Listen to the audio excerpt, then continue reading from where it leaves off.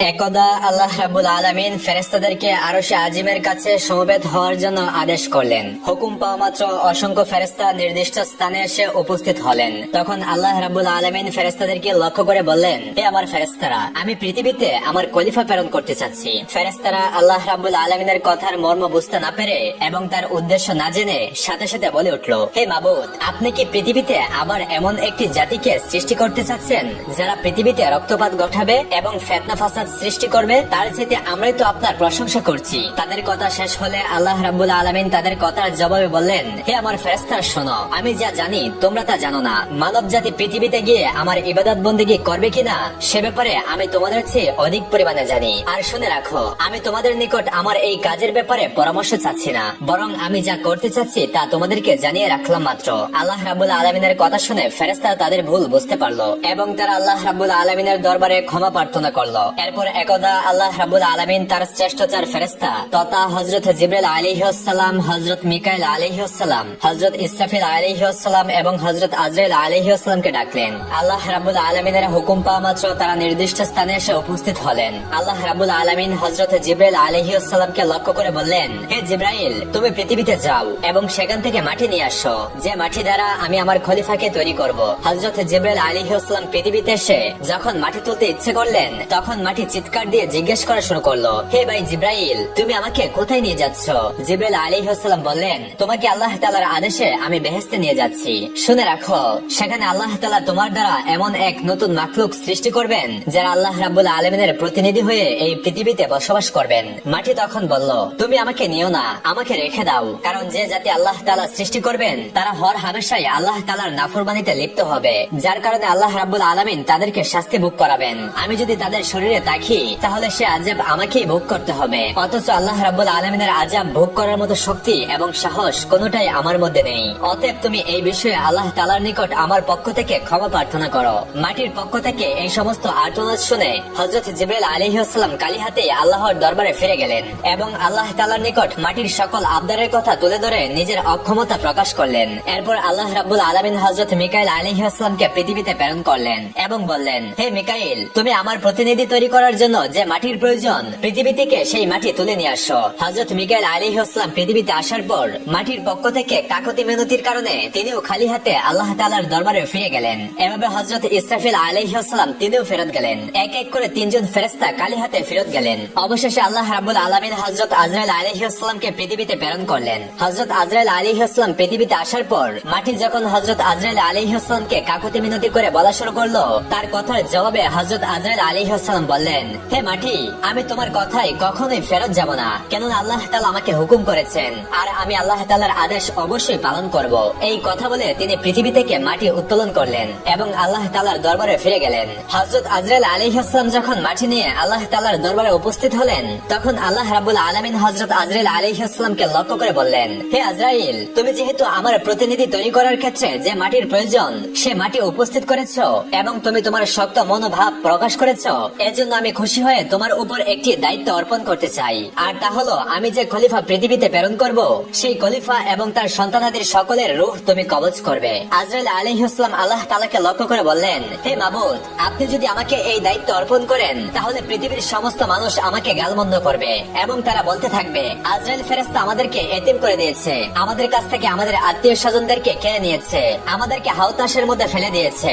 আজরাইলের এমন কথা শুনে আল্লাহ রাব্বুল আলামিন তাকে লক্ষ্য করে বললেন, হে আজরাইল, শোনো, তোমার চিন্তা করার কোনো কারণ নেই। এই ক্ষেত্রে আমি একটা কৌশল অবলম্বন করব যার কারণে কোনো মানুষ তোমাকে দোষারোপ করতে পারবে না। সেই কৌশলটি হচ্ছে, আমি প্রতিটি মানুষের মৃত্যুর জন্য একটি কারণ তৈরি করে দেব। কেউ হয়তো অ্যাক্সিডেন্টের মাধ্যমে মৃত্যুবরণ করবে, নয়তো বা অসুস্থতার কারণে মৃত্যুবরণ করবে, যার কারণে কেউ তোমাকে দোষারোপ করবে না, বরং অসুস্থতা এবং অ্যাক্সিডেন্টকেই দোষারোপ করবে। তখন হযরত আজরাইল আলাইহিস সালাম আল্লাহ তাআলার কথায় আশ্বস্ত হলেন। এরপর ফেরেশতারা আল্লাহ তাআলার নির্দেশে মক্কার নিকটবর্তী এক পাহাড়ের উপর রেখে দিলেন ওই মাটির অংশ।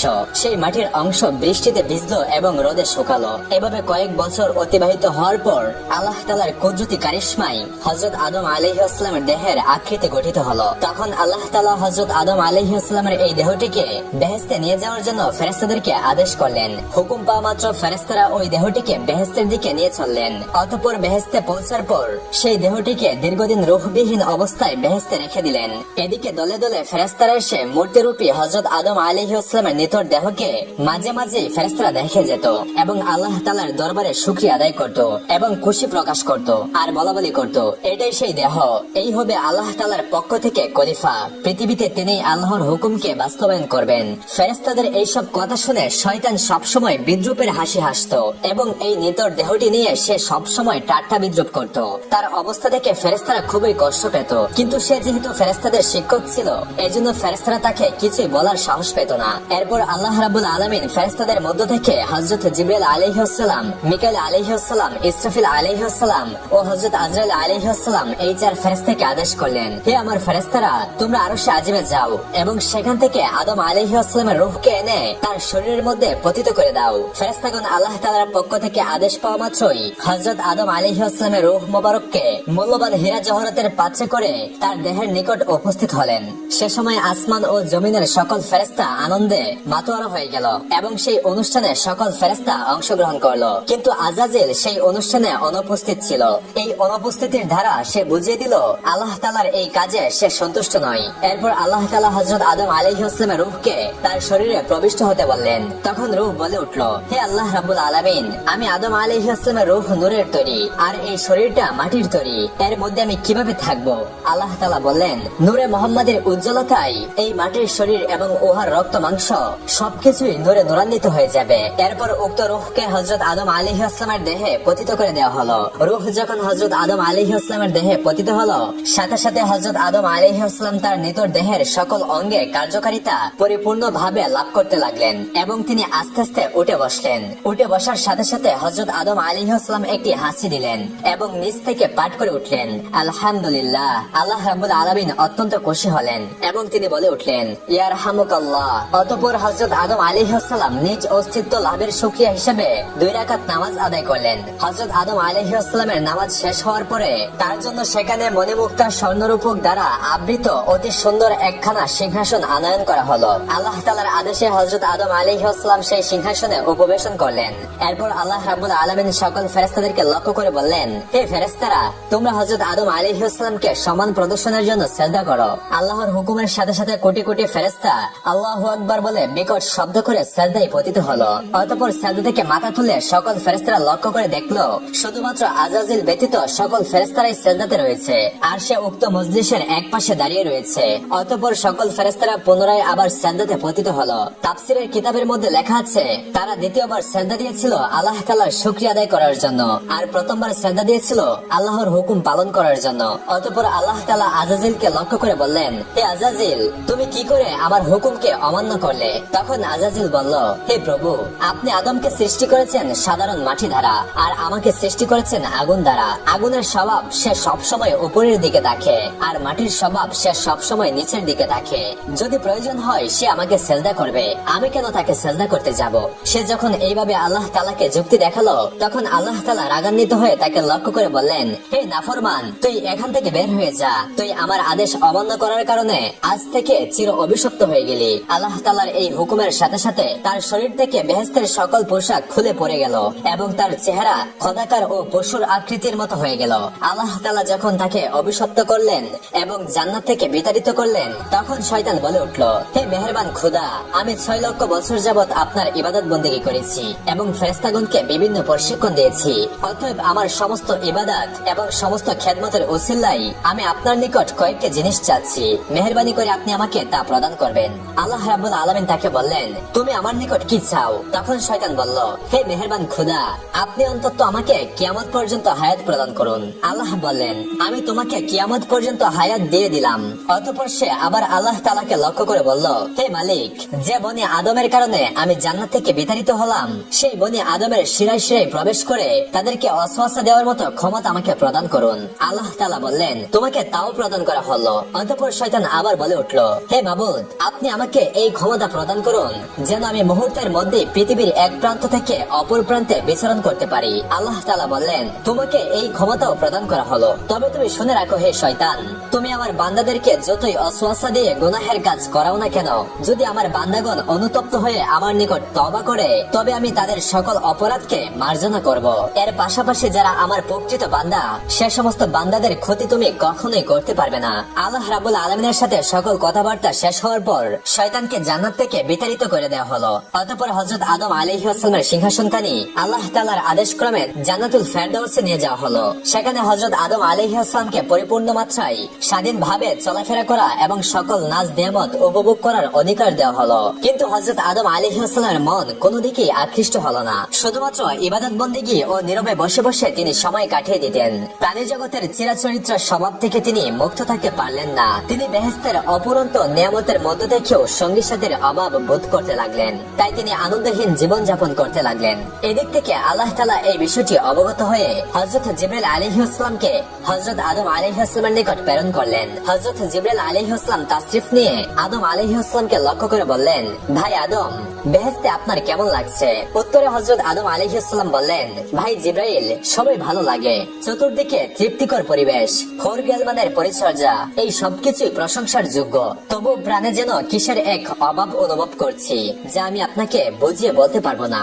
আপনি আল্লাহ তাআলার নিকট থেকে জেনে নেবেন এটা কিসের জন্য আমি অনুভব করছি। হযরত জিবরাইল আলাইহিস সালাম বললেন, হ্যাঁ, আমি আপনার এই অভাবের খবর জানি। আল্লাহ তাআলা আমাকে আপনার এই অভাব পূরণ করার জন্যই পাঠিয়েছেন। আপনি চিন্তা করবেন না, অতি অল্প সময়ের মধ্যেই আমি আপনার সেই অভাব এবং আপনার মন কিভাবে ভালো হয় তার সমস্ত ব্যবস্থা আল্লাহ তাআলার পক্ষ থেকে করে দিব। এই কথাগুলো বলে জিবরাইল আলাইহিস সালাম সেদিনের মতো হযরত আদম আলাইহিস সালামের কাছ থেকে বিদায় নিয়ে চলে গেলেন। অতঃপর পরের দিন ফজরের পূর্বে হযরত জিবরাইল আলাইহিস সালাম আল্লাহ তাআলার নির্দেশক্রমে আদম আলাইহিস সালামের ঘুমন্ত অবস্থায় তার নিকট তাশরিফ আনলেন। এরপর বিনা অস্ত্রোপচারে কুদরতি কায়দায় হযরত আদম আলাইহিস সালামের এক কানি বাম পাজরের হাড় বের করে নিলেন। অতঃপর উক্ত হাড্ডির উপর রক্ত, মাংস ও চামড়ার আবরণ দিয়ে সজোরে ফুঁক দিলেন। হযরত জিবরাইল আলাইহিস সালামের ফু দেওয়ার সাথে সাথে উক্ত হাড্ডি একজন নারীর আকৃতি ধারণ করলো। এরপর হযরত জিবরাইল আলাইহিস সালাম আদম আলাইহিস সালামকে ঘুম থেকে জাগ্রত করলেন। হযরত আদম আলাইহিস সালাম জাগ্রত হয়ে তার সম্মুখে অপরূপ সুন্দরী চাঁদের ন্যায় উজ্জ্বল এক যুবতীকে দেখে তন্ময় হয়ে তার দিকে তাকিয়ে রইলেন। অতঃপর হযরত জিবরাইল আলাইহিস সালাম লক্ষ্য করে বললেন, হে আদম, ইনি আপনার জীবন সঙ্গী বিবি হাওয়া আলাইহিস সালাম। হযরত আদম আলাইহিস সালাম এমন কথা শুনে অত্যন্ত আনন্দিত হলেন। তার প্রাণের মধ্যে যে অতৃপ্তি ছিল নিমেষের মধ্যেই তা দ্রবীভূত হয়ে গেল। হৃদয়ের মাঝে তার আনন্দ ছড়িয়ে পড়তে লাগলো। তিনি এত আনন্দিত হয়েছিলেন তার বর্ণনা দিয়ে কোনোদিন বোঝানো সম্ভব নয়। তাফসীরের কিতাবের মধ্যে এসেছে, পৃথিবীতে আল্লাহ তাআলা যে কয়জন নারীকে সবচাইতে বেশি সৌন্দর্য দান করেছেন এদের মধ্যে হযরত হাওয়া আলাইহিস সালাম ছিলেন অন্যতম। হযরত আদম আলাইহিস সালাম দীর্ঘ সময় বিবি হাওয়ার পানে তাকিয়ে থেকে তার নিকটবর্তী হওয়ার উদ্দেশ্যে সম্মুখে অগ্রসর হলেন। তখন হযরত জিবরাইল আলাইহিস সালাম বাধা দিয়ে বললেন, তাকে বিবাহ বন্ধনে আবদ্ধ করার পূর্বে তার নিকটবর্তী হওয়া আপনার জন্য জায়েজ নয়। অতএব সর্বপ্রথম আল্লাহ তাআলার দরবারে বিবাহের জন্য আবেদন করুন। হযরত আদম আলাইহিস সালাম জিবরাইল আলাইহিস সালামের শেখানো পদ্ধতিতে হযরত হাওয়া আলাইহিস সালামকে বিয়ে করার জন্য আল্লাহ তাআলার দরবারে ফরিয়াদ করলেন। আল্লাহ তাআলা হযরত আদম আলাইহিস সালামের আবেদনের পরিপ্রেক্ষিতে তার ও হযরত হাওয়া আলাইহিস সালামের মধ্যে বিবাহের পরিপূর্ণ সিদ্ধান্ত নিয়ে নিলেন। এরপর আল্লাহ তাআলা হযরত আদম আলাইহিস সালামকে লক্ষ্য করে বললেন, হে আদম, আমি আপনাকে হাওয়া আলাইহিস সালামের সাথে বিবাহ বন্ধনে আবদ্ধ করে দিলাম, কিন্তু এখন আপনি আপনার বিবাহের মহরনা আদায় করুন। হযরত আদম আলাইহিস সালাম আল্লাহ তাআলাকে বললেন, হে আল্লাহ, বিবাহের মোহর এটা আবার কি জিনিস? তখন আল্লাহ তাআলা বললেন, হে আদম, আপনার বিবাহের মোহর হচ্ছে আমার প্রিয় হাবিব হযরত মুহাম্মদ সাল্লাল্লাহু আলাইহি ওয়াসাল্লামের উপর আপনি কয়েকবার দরুদ শরীফ পাঠ করুন। অতঃপর হযরত আদম আলাইহিস সালাম রাসূল পাক সাল্লাল্লাহু আলাইহি ওয়াসাল্লামের উপর কয়েকবার দরুদ শরীফ পাঠ করলেন। আর এর মাধ্যমে আদম ও হাওয়া আলাইহিস সালামের মধ্যে বিবাহের কাজ সম্পূর্ণ হয়ে গেল। বিবাহের কাজ সম্পূর্ণ হওয়ার পর আল্লাহ তাআলা হযরত আদম ও হাওয়া আলাইহিস সালামকে পরম আনন্দের সাথে বেহেশতে বসবাসের সুযোগ করে দিলেন। এর পাশাপাশি আল্লাহ তাআলা তাদেরকে লক্ষ্য করে বললেন, হে আদম, তোমরা মনোযোগ সহকারে শুনে রাখো, জান্নাতের সকল নাজ নেয়ামত তোমরা গ্রহণ করবে, কিন্তু এই যে গাছ রয়েছে এই গাছটির নিকট তোমরা গমন করবে না এবং তার ফল তোমরা ভক্ষণ করবে না। তাফসীরের কিতাবের মধ্যে ওই গাছটির নাম উল্লেখ করা হয়েছে, আর তা ছিল গন্ধম নামক গাছ। এরপর হযরত আদম আলাইহিস সালাম ও বিবি হাওয়া আলাইহিস সালাম অতীব আনন্দের সাথে আরাম আয়েশের সাথে বেহেশতে বসবাস করতে লাগলেন। এদিক থেকে শয়তানকে আল্লাহ তাআলা বেহেশতের বাইরে বসবাসের নির্দেশ দেন। শয়তান সেখানে বসে হযরত আদম আলাইহিস সালাম ও হাওয়া আলাইহিস সালামের সর্বনাশের চিন্তায় দিনরাত ফিকির করতে থাকে। বেহেশতে থাকাকালীন সময়ে সে যে সকল দোয়া ও দুরূদ পাঠ করে বিভিন্ন কঠিন কঠিন কাজ আয়ত্ত করত, সে সমস্ত দোয়া সে পড়া শুরু করলো। এক সময় সে ইসমে আজম পড়লো। ইসমে আজমের উসিলায় সে জান্নাতের গেটের নিকটবর্তী স্থানে পৌঁছে গেল। অতঃপর সে আস্তে আস্তে জান্নাতের গেটের দিকে অগ্রসর হলো। এরপর সে লক্ষ্য করে দেখলো যে জান্নাতের জান্নাতের প্রাচীরের ওপর একটি ময়ূর বসা রয়েছে। ময়ূর শয়তানকে দেখে চিনতে পারলো না। সে জিজ্ঞাসা করলো, তুমি কে? শয়তান উত্তর দিল, আমি একজন ফেরেশতা। ময়ূর আবার জিজ্ঞেস করলো, তুমি এখানে কি চাও? শয়তান বলল, আমি বেহেশতের মধ্যে প্রবেশ করতে চাই। ময়ূর তখন বলল, হযরত আদম আলাইহিস সালাম সেখানে থাকাকালীন সময়ে সেখানে কারোর প্রবেশের অনুমতি নেই। এই কথা শুনে শয়তান বলল, ভাই ময়ূর, তুমি আমাকে দয়া করো, এর প্রতিদান স্বরূপ আমি তোমাকে এমন এমন দোয়া শিখিয়ে দিব যা পাঠ করলে তুমি কোনোদিন বৃদ্ধ হবে না। দ্বিতীয়ত, কোনোদিন তোমাকে মৃত্যু স্পর্শ করবে না। তুমি কিয়ামত পর্যন্ত জীবিত থাকতে পারবে এবং বেহেশতের সকল নাজ নেয়ামত তুমি ভোগ করতে পারবে। বেহেশত থেকে কোনোদিন তোমাকে বের হতে হবে না। এই কথাগুলো বলে শয়তান ইসমে আজম পড়া শুরু করলো। তার মধুর সুরে ইসমে আজম পড়া শুনে ময়ূরের মন নরম হয়ে গেল। সে তার বক্তৃতায় আকৃষ্ট হয়ে তাকে বেহেশতের দরজায় নিয়ে হাজির হলো। আর সেখানে প্রহরী হিসাবে ছিল বিশাল এক সাপ। ময়ূর সাপকে সব ঘটনা খুলে বলল। সাপও ময়ূরের কথাগুলো শুনলো এবং শয়তানকে জিজ্ঞেস করলো, তুমি কে? শয়তান পূর্বের নেই উত্তর দিল, আমি একজন ফেরেশতা। আমি আরশে আজিমের নিচে বসবাস করতাম। সেখানে বসে আমি এমন এক ইসমে আজম শিখেছি যা পাঠ করলে সকল উদ্দেশ্যই সাধিত হয়ে যায়। সাপ তখন বলল, দোয়াটি আমাকে শিখিয়ে দাও। শয়তান বলল, হ্যাঁ, তোমাকে আমি শিখিয়ে দেব, তবে একটি শর্ত রয়েছে। আর সেই শর্তটি হলো, তুমি বেহেশতের মধ্যে আমাকে প্রবেশ করানোর সুযোগ করে দাও। এই কথা শুনে সাপ বলল, হযরত আদম আলাইহিস সালাম বেহেশতে থাকাকালীন অবস্থায় কাউকে বেহেশতের মধ্যে প্রবেশ করানোর অনুমতি আমাকে দেওয়া হয়নি, অতএব এটা আমার পক্ষে সম্ভব নয়। এই কথা শুনে শয়তান বলল, তুমি যদি রাজি থাকো তাহলে আমি তোমার মুখে প্রবেশ করে জান্নাত ঘুরে দেখে আসবো। এতে করে আল্লাহ তাআলার হুকুম তোমার দ্বারা লঙ্ঘন করা হবে না। তার এই যুক্তিটি সাপের খুবই পছন্দ হলো, যার কারণে সে রাজি হয়ে বড্ড করে হা করলো। হা করার সাথে সাথে শয়তান তার মুখের ভেতর প্রবেশ করলো। এরপর শয়তান সাপকে লক্ষ্য করে বলল, হে সাপ, তুমি আমাকে বিবি হাওয়ার কাছে নিয়েছিল। হুকুম পাওয়া মাত্রই সাপ শয়তানকে মুখে নিয়ে বিবি হাওয়া আলাইহিস সালামের কাছে গিয়ে পৌঁছালো।